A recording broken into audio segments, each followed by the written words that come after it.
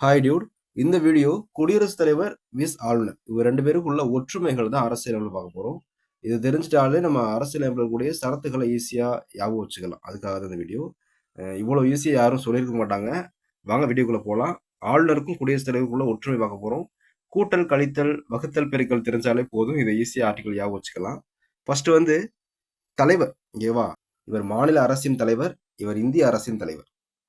ஆனா அரசாங்கத்தின் தலைவர்னா இங்க முதலமைச்சர், இங்க அரசாங்கத்தின் தலைவர்னா பிரதமர். ஓகே, அது குழப்பிடாதீங்க. இங்க பாருங்க, 153 தான் மாநிலத்தின் நிர்வாக தலைவர் ஆளுநர் அப்படின்றது குறிக்குது. இப்ப இந்த 153ல இந்த முதல்ல இருக்க ஒன்னை எடுத்து இந்த 3ல கழிச்சிட்டீங்கன்னா, இந்த ஒன்னை இதுல கழிச்சிட்டீங்கன்னா 52ன்னு வந்துடும். அவ்வளவுதான். நாட்டின் நிர்வாக தலைவர் குடியரசுத் தலைவர், அதாவது 52. அடுத்து பாருங்க, நிர்வாக அதிகாரம். நிர்வாக அதிகாரம் அப்படின்றதுல மாநிலத்தின் நிர்வாகத்தின் உச்ச அதிகாரம் 154 ஆளுநர் கையில தான் இருக்கும் அப்படின்றது. அதே மாதிரி யூனியன் நிர்வாகத்தின் உச்ச அதிகாரம் 53. அதாவது இந்த ஒன்னை எடுத்து இதுல கழிச்சிடணும். அந்த மாதிரி தான் வரணும். ஓகேவா? ஃபர்ஸ்ட்டுக்கு ஒன்னு எடுத்து இதுல கழிச்சிடணும். கடைசி நம்பர்ல கழிச்சிங்கன்னா அப்படியே இவங்களோடது சேமா இவங்க வந்துடும். ஓகேவா? அதுக்கடுத்து மன்னிப்பு அதிகாரம் இருக்கு பாருங்க. அதே சேம் ப்ராசஸிங் தான், ஆனால் கொஞ்சம் குழப்பம். ஏன்னா அந்த ஒன்னை எடுத்து இந்த 2 நம்பரோடையும் கூட்டிக்கணும். ஃபர்ஸ்ட் ஸ்தானத்துல இருக்க ஒன்னு எடுத்து அடுத்த 2 ஸ்தானத்துல கூட்டிடுச்சுங்க. இது ஆளுநரோட மன்னிக்கும் அதிகாரம். இது குடியரசுத் தலைவரோட மன்னிக்கும் அதிகாரம். குடியரசுத் தலைவர் மரண தண்டனை இருந்தா கூட அதை குறைக்கலாம், தள்ளி வைக்கலாம், நீக்கலாம். ஆனா இவருக்கு மரண தண்டனையை தவிர்க்க அனுமதி இல்லை. மற்றபடி ஒரு பெண் கன்சீவா இருக்காங்கன்னா அவங்களுடைய மகப்பேருக்கு பின்னாடி அந்த தண்டனையை கொடுக்குற மாதிரி தள்ளி வைக்கலாம், சில தண்டனைகளை குறைக்கலாம். அந்த மாதிரி அதிகாரங்கள் தான் ஆளுநருக்கு இருக்கு. அதாவது மரண தண்டனையை தவிர்த்து மற்ற தண்டனைகளை மன்னிக்கக்கூடிய அதிகாரம் தான் ஆளுநருக்கு. மரண தண்டனை உட்பட ராணுவ தீர்ப்பாய தண்டனைகளை கூட மன்னிக்கக்கூடிய அதிகாரம் குடியரசுத் தலைவருக்கு. ஓகே, இந்த ஆர்டிக்கல் ஞாபகம் வச்சுக்கதான் சொல்றேன்.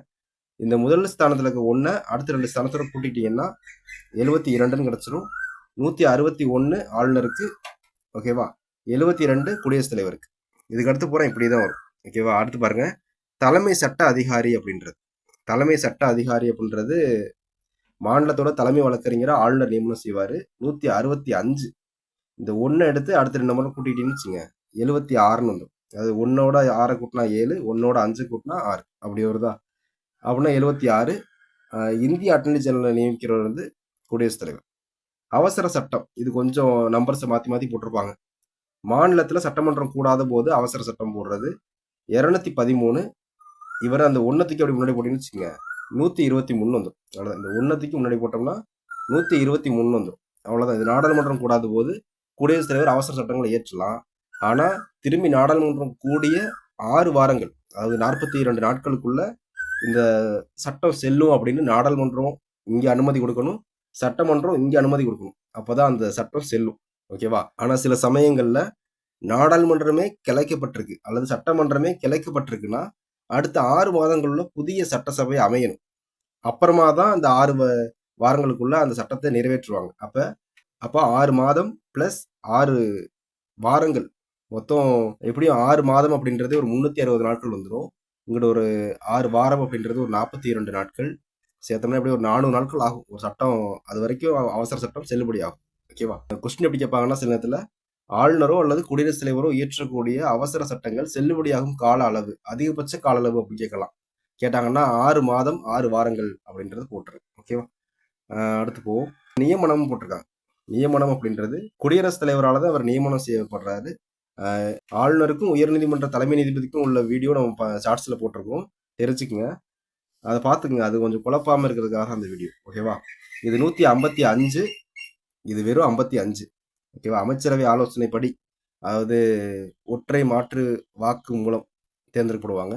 அதாவது சட்டமன்றத்தில் இருக்கக்கூடிய உறுப்பினர்கள், நாடாளுமன்றத்தில் இருக்கக்கூடிய உறுப்பினர்கள், நியமன உறுப்பினர்களை தவிர்த்து மற்றவை எல்லாம் அதில் ஓட்டு போட்டு இந்த குடியரசுத் தலைவர் தேர்ந்தெடுப்பாங்க. ஓகேவா? ஒற்றை மாற்று வாக்கு மூலம் போட்டிருப்பாங்க. ஓகேவா? அது ஒரு ப்ராசஸிங் இருக்கு, அதை பத்தி தெளிவாக சொல்ல முடியாது இப்போதைக்கு நம்மளால. அது கணக்கு மாதிரி வரும். ஓகேவா? பதவி காலம் அப்படின்றது குடியரசுத் தலைவர் விரும்பும் வரை, ஆனா மேக்சிமம் 5 ஆண்டுகள் வரைக்கும் ஒரு ஆளுநர் பதவி காலம் இருப்பாரு. இது 156, இது வெறும் 56. குடியரசுத் தலைவரின் பதவி காலம் 56. ஓகேவா? 5 ஆண்டுகள் மற்றும் நீக்கப்படும் முறை ஆர்டிகல் 61 அடிப்படையில் குடியரசுத் தலைவர் மேல குற்றச்சாட்டுகளை நம்ம போட்டு இவர் சரியா செயல்பட மாட்டேங்கிறாருன்னு சொல்லி நாடாளுமன்றத்தில் 2 அவைகளையும் 2 3 பங்கு பெரும்பான்மையுடன் மசோதா நிறைவேற்றி விசாரணை கமிஷன் அமைச்சு அவரை பதவியிலிருந்து தூக்கிடலாம். அப்படி தூக்குனாலோ அல்லது சப்போஸ் வந்து அவர் மரணம் அடைந்து விட்டாலோ அல்லது அவர் உடல்நிலை சரியில்லை அப்படின்னாலோ அவர் பதவியை விட்டு போயிடுவார். அப்போ 5 ஆண்டு அப்படின்றது நிலையாக சொல்ல முடியாது. அதான் மற்றும் நீக்கப்படும் நடைமுறைகளும் இருக்கு. ஓகே தானே? ஆனால் உறுதியாக சொல்ல போனால் இவருக்கும் 5 ஆண்டுகள் தான், இவருக்கும் 5 ஆண்டுகள் தான். ஓகேவா? அடுத்து போவோம். அடுத்து என்ன போட்டிருக்காங்க? மாநில சட்டமன்ற பகுதி. மாநிலத்தில் சட்டமன்றத்துக்கு குறிப்பிடக்கூடிய அந்த சரத்து 168. நாடாளுமன்றத்தில் 79. இந்த 1 எடுத்து அப்படியே இந்த நம்பரோட 2 நம்பரோடையும் கூட்டிட்டோம்னு வச்சுக்கோங்க. 1 எடுத்து 6ஓட கூட்டினா 7, 1 எடுத்து 8ஓட கூட்டினா 9. அவ்வளோதான். ஓகேவா? அடுத்து முக்கிய அதிகாரிகள் நியமனம். இவர் வந்து ஆளுநர் வந்து முதலமைச்சர், அமைச்சர்கள், மாநில ஆணையர்கள் நியமிக்கிறாங்க. குடியரசுத் தலைவர், பிரதமர், அமைச்சர்கள், உச்சநீதிமன்ற நீதிபதி, உயர்நீதிமன்ற நீதிபதி, தேர்தல் ஆணையர்கள் இப்படி எல்லாரையும் நியமிக்கிறவர் இவர். ஓகேவா? தேர்வுன்னு போட்டிருக்காங்க. இந்த தேர்வில் நீக்கம் அப்படின்றத மாற்றிக்குங்க. குடியரசுத் தலைவரால் இவர் நீக்கப்படுவார், ஆளுநர். ஓகேவா? குடியரசுத் தலைவர் நாடாளுமன்ற பகுதியில் நீக்கம், அதாவது ஆர்டிகல் 61 அடிப்படையில் நம்ம சொன்ன மாதிரி அவர் மேலே ஒரு கண்டன தீர்மானம் கொண்டு வந்து 2 பக்கமும் மெஜாரிட்டியாக அதை வின் பண்ணி அது ஒரு விசாரணை ஆணையம் அமைச்சு அப்புறமா நீக்குவாங்க. குற்றம் நிரூபிக்கப்பட்டால் நீக்கப்படுவாங்க. ஓகேவா? ஆலோசனை அப்படின்றது 163 அப்படின்றது ஆளுநருக்கு ஆலோசனை கூற ஒரு முதலமைச்சரும் அமைச்சரவை குழுவும் தேவை அப்படின்றத குறிப்பிடக்கூடிய சரத்து.